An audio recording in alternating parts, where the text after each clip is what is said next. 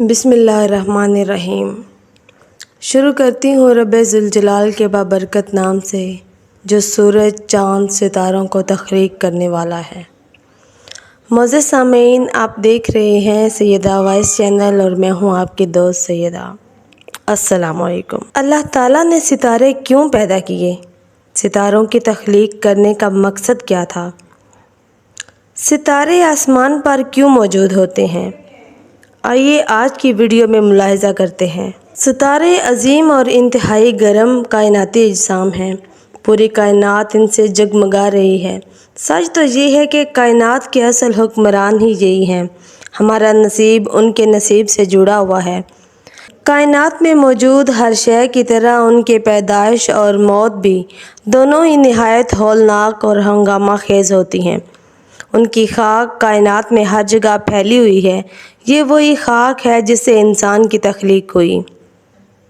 ہمارے جسم کا ایک ایک جوہر انہی ستاروں کے آگے ابلتے دل میں بنا ہے۔ کائنات انہی کے دم قدم سے چل رہی ہے۔ زندگی کو انہوں نے ہی پروان چڑھایا ہے۔ رات کا آسمان ستاروں کی روشنی سے منور ہوتا ہے۔ جب ہم اپنی نگاہ اٹھا کر دیکھتے ہیں تو لگ بھگ 3000 تک کی تعداد میں ستارے دیکھ سکتے ہیں، مگر یہ تعداد تو بس سمندر میں ایک قطرہ ہے۔ صرف ہماری کہکشاں ملکی وے میں 1 کھرب ستارے موجود ہیں اور قابل مشاہدہ کائنات میں اندازہً 2 کھرب 200 ارب سے بھی زیادہ کہکشائیں ہیں۔ ستاروں کی تعداد زمین پر موجود ریت کے ذروں کی تعداد سے بھی زیادہ ہے۔ ہر ستارہ طاقت و توانائی کا عظیم الشان منبع ہوتا ہے اور ہم سمیت کائنات کی ہر شے کا بنیادی خام مال اسی کے دل میں تیار ہوتا ہے۔ یہ ہم سے نہایت فاصلے پر واقع ہے، مگر ایک ستارہ ہم سے بہت نزدیک ہے اور ہمیں اب تک جو کچھ دوسرے ستاروں سے معلوم ہوا ہے وہ اسی پڑوسی ستارے کی بدولت ہے۔ جی ہاں، یہ ہمارا سورج ہے، ہر روز طلوع اور غروب ہونے والا سورج۔ سورج کی دھوپ ہمیں جو روشنی اور حرارت فراہم کرتی ہے کچھ اور نہیں بلکہ ستارے ہی کی روشنی ہے۔ ہمارے سورج ہی دوسرے ستاروں کی طرح ایک ستارہ ہے۔ زمین سے دیکھنے پر سورج ایک روشن گیند کی مانند لگتا ہے جس کی روشنی آنکھوں کو چندھیا دیتی ہے۔ کائنات کا ایک طاقتور ترین جسم ہمارا پڑوسی ہے۔ یہ انتہائی گرم گیس کی گیند ہے جو ہمارے نظام شمسی کو 4.6 ارب سال سے روشن کیے ہوئے ہے۔ زندگی کا سارا دار و مدار اسی پر ہے۔ سورج ہم سے تقریباً 9 کروڑ میل کی دوری پر واقع ہے۔ اس کا مطلب در حقیقت بہت ہی زیادہ فاصلہ ہے۔ 10 لاکھ سے بھی زیادہ زمینیں سورج میں سما سکتی ہیں۔ اس کا محیط 27 لاکھ میل پر پھیلا ہوا ہے۔ اس عظیم الشان جسامت کے باوجود ہمارا سورج کائنات کے دوسرے ستاروں کے مقابلے میں ایک ننھا سا ستارہ ہے۔ اینٹی گریوٹی ہمارے سورج سے 50 لاکھ گنا بڑا ہے۔ عبد الجوزہ اینٹی گریوٹی سے بھی 300 گنا بڑا ہے۔ اگر یہ سورج کی جگہ ہمارے نظام شمسی کی جگہ ہوتا تو یہ مشتری کے مدار سے بھی آگے نکل جاتا۔ کائنات عالم اپنے اندر دلچسپیوں کے 1000 سامان رکھتا ہے۔ یہاں قدم قدم پر عجائبات کا سامنا ہے۔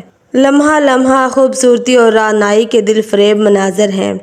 ذرا شب کی تیرگی میں آسمانی دنیا کی سمت ایک نظر ڈالیے۔ آپ دیکھیں گے کہ ایک چمکتا دمکتا، ایک مسکراتا مہتاب اب اپنی نورانی چادر اوڑھے ہوا ہے اور مہتاب کے ارد گرد ستاروں کا جھرمٹ اپنی جلوہ آرائی میں مگن ہے۔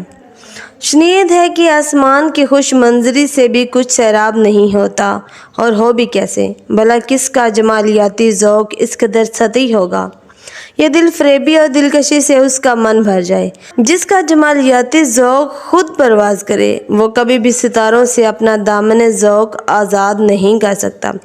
لا ریب کہ یہ ستارے قدرت کے بے مثال اور اعلیٰ کارکردگی کے مظہر ہیں۔ صنائع عالم کی شاہکاری اور حسن تخلیق کے بے نظیر نمونے ہیں۔ لیکن کیا کبھی آپ کی آبگینہ خیال میں یہ بات آئی ہے کہ آخر ان ستاروں کی تخلیق کے پس پردہ کیسی حکمت عملی پنہاں ہے؟ ہم یہ سوال اسی ذات کے دربار میں کرتے ہیں جس کے لفظ کن سے یہ ستارے معرض وجود میں آئے ہیں۔ یقیناً کسی اس مصنوع کی حکمت اس سے بہتر کوئی بیان نہیں کر سکتا۔ لہٰذا ہم قرآن پاک کی ورق گردانی کرتے ہیں اور دیکھیں گے کہ قرآن پاک ستاروں کی تخلیق کے متعلق کیا فرماتا ہے۔ اس سے پہلے یہ جان لیں کہ تمام ستاروں کا حجم یکساں نہیں ہوتا اور نہ ہی وہ سب زمین سے متعین فاصلے پر واقع ہوتے ہیں، بلکہ ان کا سائز اور حجم ایک دوسرے سے مختلف ہوتا ہے اور زمین سے اس کی مسافت بھی ایک دوسرے سے مختلف ہوتی ہے۔ بعض متحرک ہوتے ہیں یعنی گردش کرتے رہتے ہیں اور بعض ثابت اور ساکن ہوتے ہیں۔ بعض ستاروں کا حجم سورج سے بھی بڑا ہوتا ہے اور سورج سے بہت زیادہ مسافت پر ہونے کی بنا پر بہت چھوٹے نظر آتے ہیں۔ اللہ تعالیٰ نے ستاروں کے متعلق قرآن پاک میں 3 باتیں ارشاد فرمائی ہیں۔ آسمان کی زینت و خوبصورتی، شیطان کو ستاروں کے ذریعے مارنا، لوگوں کا ستاروں کے ذریعے راستہ معلوم کرنا۔ ہم ان تینوں باتوں کو ایک ایک کر کے بیان کرتے ہیں۔ آسمانوں کی زینت کے لیے قرآن کریم میں اللہ تعالیٰ نے ارشاد فرمایا ہے، اور بے شک ہم نے آسمانوں میں برج بنائے اور اس کے دیکھنے والوں کے لیے مزین کر دیا۔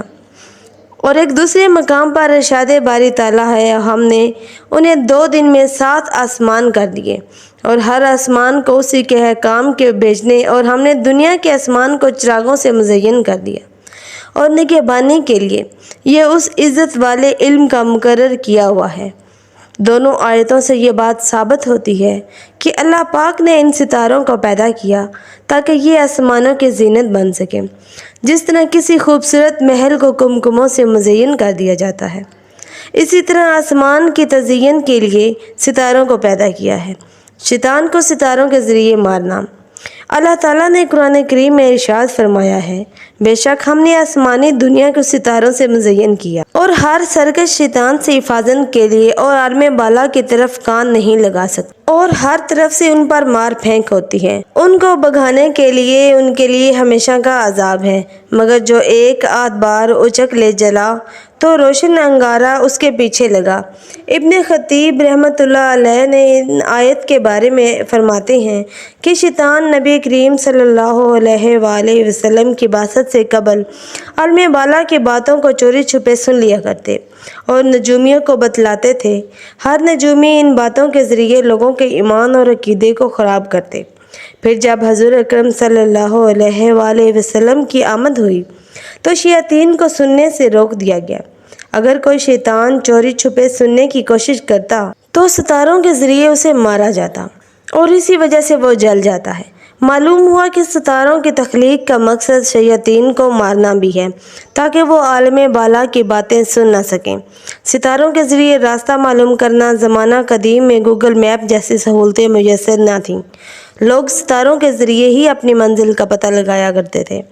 چنانچہ ارشاد باری تعالیٰ ہے، اور وہی ہے جس نے تمہارے لیے ستارے بنائے تاکہ تمہیں ان کے ذریعے خشکی اور سمندر میں راستہ پاؤ۔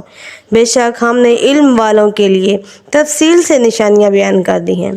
ہم دیکھتے ہیں کہ کچھ مخصوص ستارے اپنے مخصوص برج مشرق، مغرب، شمال اور جنوب میں واقع ہوتے ہیں، وہی ان کا مستقر ہوتا ہے۔